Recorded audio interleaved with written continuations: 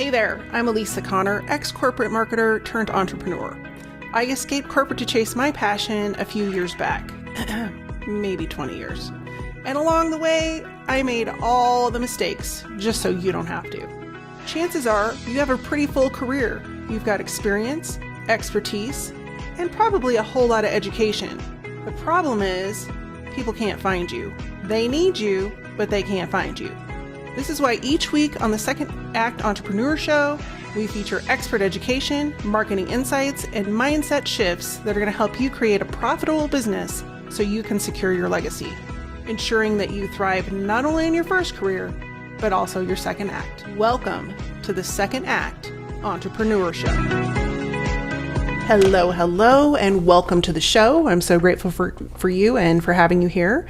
This week, we are talking about marketing lessons from the greatest of all time, the GOAT. Yes, indeed, Tom Brady. 7 Super Bowls under his boat, and you might be thinking, what does he know about marketing? He's a football player. Absolutely. But if you watched the Super Bowl this past weekend and you're listening to this in real time, you know that marketing plays a huge role in all types of football and professional sports of any kind for that matter. But Tom Brady took it a step further, and he has still managed, and my guess is he has a marketing team behind him that helps him do this, but he's still utilizing the media and marketing to not only promote his personal brand, but now he's starting to promote his other businesses. So I wanted to take a minute to dive into what you could steal from his playbook and implement into your own personal business. And so as we dive into this, keep an open mind whether you're a Brady fan or not. He definitely has been a person to watch and take notes about what he's done, both on his football field performances, but also once we dive into this marketing, I think you're going to see that he has been very strategic about how he set up his post-football career. So without further ado, let's dive into what has Tom Brady done well. Well, number one, he's been prepared. And he pretty early on in his career knew that football wasn't going to be a permanent thing. And even though he was doing some things outside the box to help his body last longer and to recover from injuries and things like that, I believe, and I don't know, I haven't had a conversation with him, but I believe that he also intended to see how that could impact other players and other athletes. And so that probably got the ball rolling for his first business or one of his other business endeavors. And so while he was still playing professionally, he not only created his own brand called TB12. That was not a coincidence. Tom Brady 12, that was his number, or I guess it still is number. But he started talking about his fitness regime. And so he was laying the foundation and the groundwork for that company. Unbeknownst to us, whether it was released or not, or unbeknownst to people that were looking for it or not, but he started to build that platform and talk more and more about what he was doing, his nutrition, and all the while he had created not only the TB12 brand, which was inclusive of online fitness regimes that involve pliability. There you go, pliability routines, but also he's got his own supplements and protein powders and fitness gear, and he even has partnered with others to create a training facility that you can go to in real life to work with trainers like he did and get you up to speed in pliability and implementing some of the fitness things that he's done to extend his career. And so having that framework in place and knowing that this business was building out while he was still playing, he took advantage of his ability to be in front of the media and to talk about what he was doing and how he was doing it and the difference it made anytime he had a media interview or he was being interviewed by reporters or, for instance, winning another Super Bowl. He attributed that to all of the things that he does with his company. And so he had the opportunity and the platform to start building awareness about his brand because he was prepared. Now, if he would have just randomly said, oh, I have this company, and he didn't like start to set up the framework and talk strategically about what he was doing every time that he won another Super Bowl or got another chance to go to the Super Bowl, then he wouldn't have had the opportunity to talk about that brand and build out that brand and build authority within that brand, which is really important, especially for newer entrepreneurs, because we struggle with building authority because we don't have the results yet. Well, he was his own results person. And then he started working with other people, and now he has results for them as well. So planning that out and being prepared is something that no matter what you're doing in your business to market or build your business, being prepared and having a plan and following that plan is going to get you 10 times further than just jumping on the next bandwagon of what's working now. And I see people do this all the time. They're like, oh, should be on TikTok. So then they go out and make a ton of TikToks, and they haven't even realized that their audience isn't on TikTok. And so I would rather you save your time and energy, create a plan, dive in deep, and prepare for where you want to go. So that's lesson number 1, is to be prepared and to take a lesson out of Tom's playbook and talk about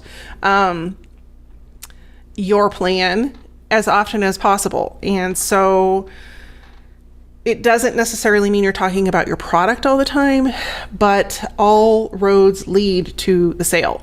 And so when you're creating a plan, it's easier to lay out that roadmap so it doesn't feel like people that are working with you or planning to work with you are being bombarded by your product, but they feel like they're following a path that leads them ultimately to your product. And it's really hard to do that without a plan. It looks and it feels like you're winging it. So create a plan. It doesn't take that long. And it's going to make your life a lot less hectic, and you're going to find yourself having a lot more time because you did plan it out. And so most good marketing, just so you have an idea, is planned out months and even years in advance. So if we're looking at something like the Super Bowl, those advertisements have been planned out probably for 12 to 18 months before the Super Bowl. And that, if you look at like some of the videos and the different ads that were there, it took time to create that, and it took time to do filming, it took time to, get the actors in place, all of those things. And so if you look at your marketing, maybe it's not 12 to 18 months, but even 6 to 18 months, or 6 to 12 months, or 3 to 12 months, any kind of plan you can create for your business that works, and then extending that as you grow is not going to only help you to take back your time, but it's also going to help you when you start to bring on people to take care of different tasks and pieces of your business, because the plan and the processes are already in place. And so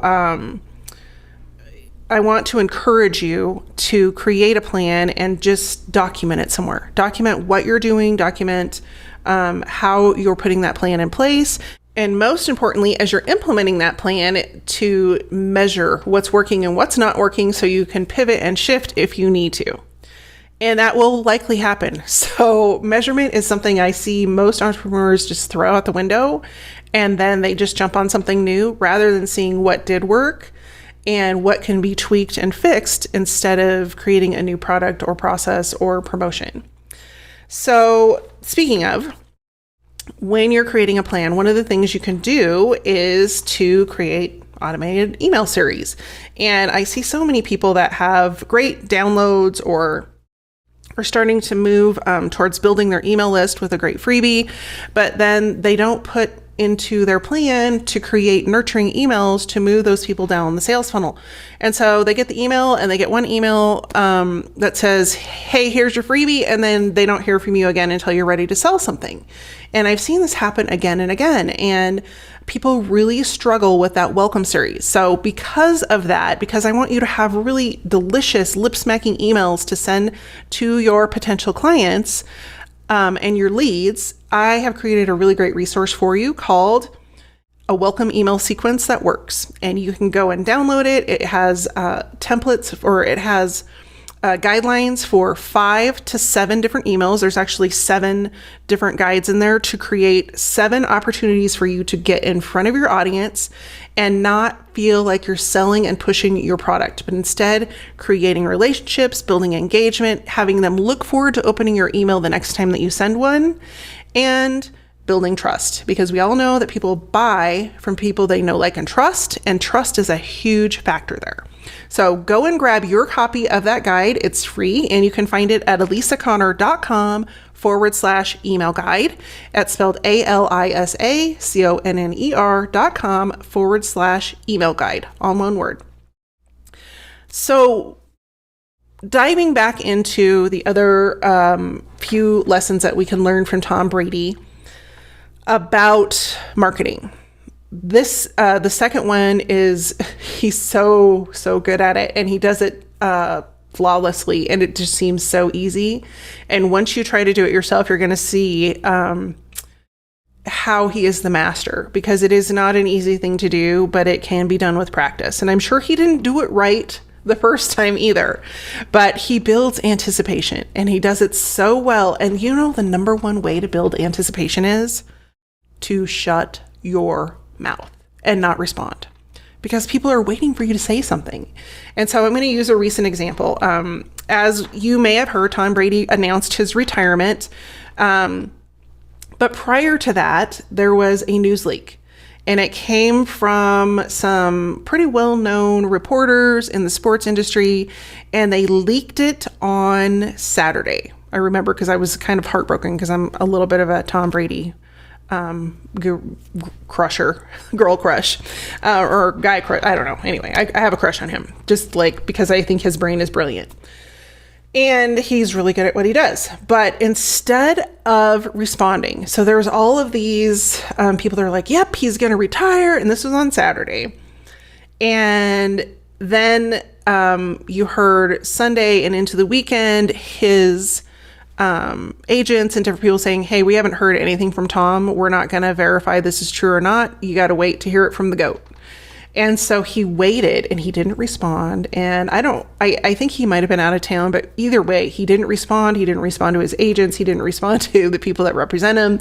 And people were going crazy. It was creating a media frenzy, because they were like, is he retiring? Is he not retiring? Is he retiring? Is he not retiring? And so it was so interesting to watch from a marketing perspective, because then when he did come out on Tuesday, 3 days later, he made people wait 3 days until he actually confirmed he was retiring.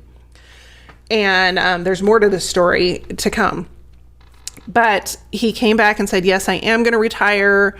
And he wrote this whole letter of thanks to all the people that have helped him on his journey. But what was most interesting is that he had the opportunity once again, because he was prepared, to plug all of his businesses and what he's going to be doing next. And so subconsciously, the people that have followed him are now like, oh, he's doing something else. What's he doing? Well, I'm going to go check it out.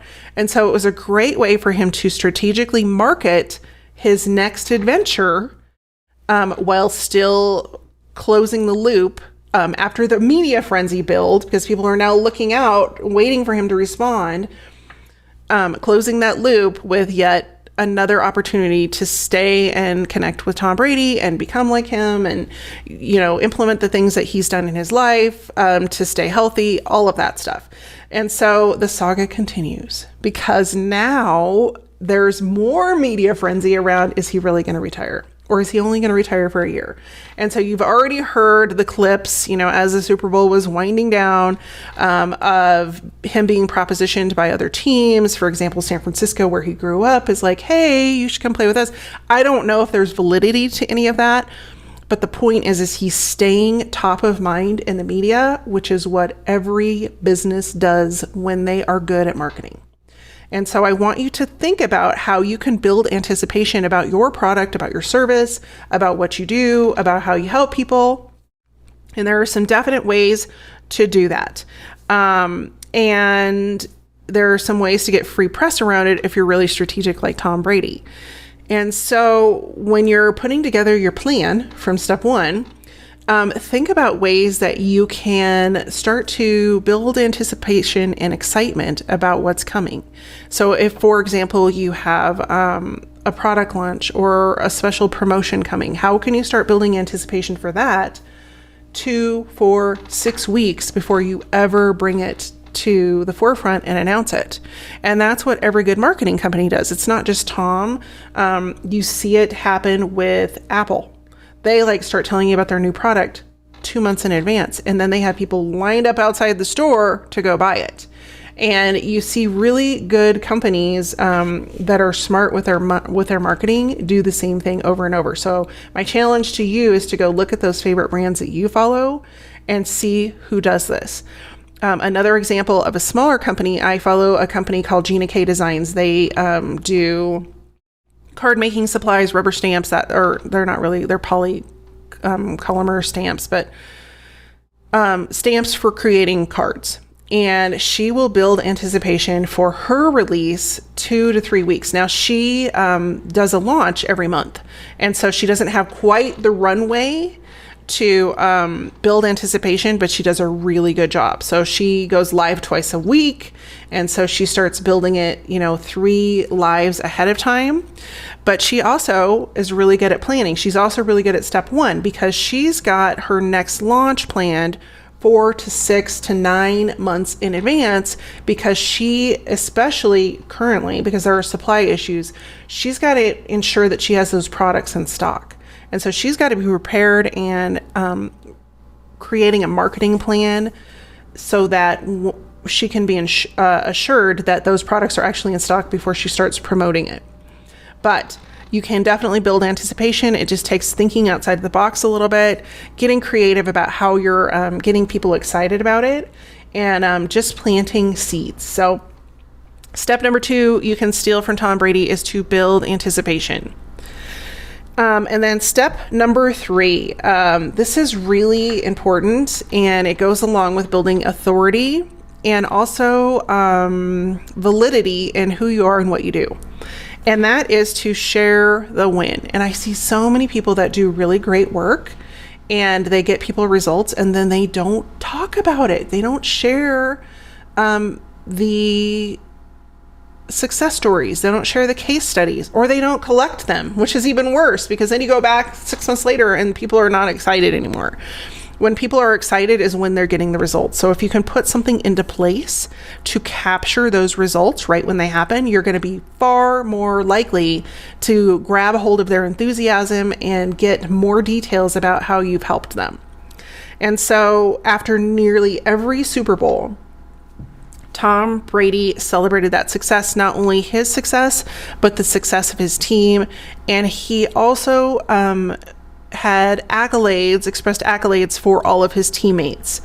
And he always used the terminology, that it was a team effort, that he didn't do it alone. And really, as a business owner and an entrepreneur, you can't do it alone either. And if you think you can, that is probably what's holding you back from greater success.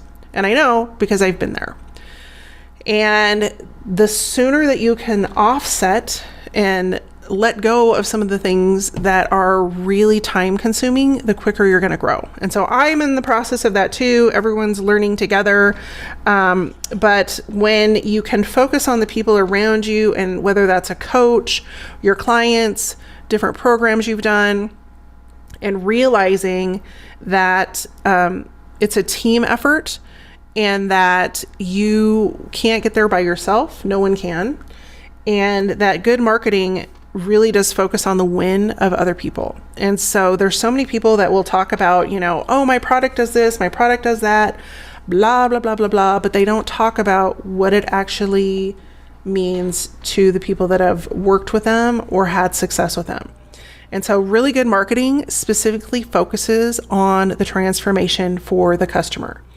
And once you focus on that, more people are going to resonate and connect with what you're saying because they can see themselves in that spot, even though they're here. And so talking about, where they are now, who they are now, the person they show up as, and then making the transition to here's where you could be, here's where you want to be, and we can get you there, is going to sell far more products than you going through how many coaching sessions they need, what's included in every coaching session, all the details of what happens when somebody works with you, because people will just be overwhelmed and you just blend in with the noise, versus so many people it's not as difficult. If you could just keep your marketing focused on where somebody is now and where they want to be, and then the simple steps of how to get them there, you're going to have far more success than somebody that just throws detail after detail after detail at somebody, because it's too overwhelming and then it feels unachievable.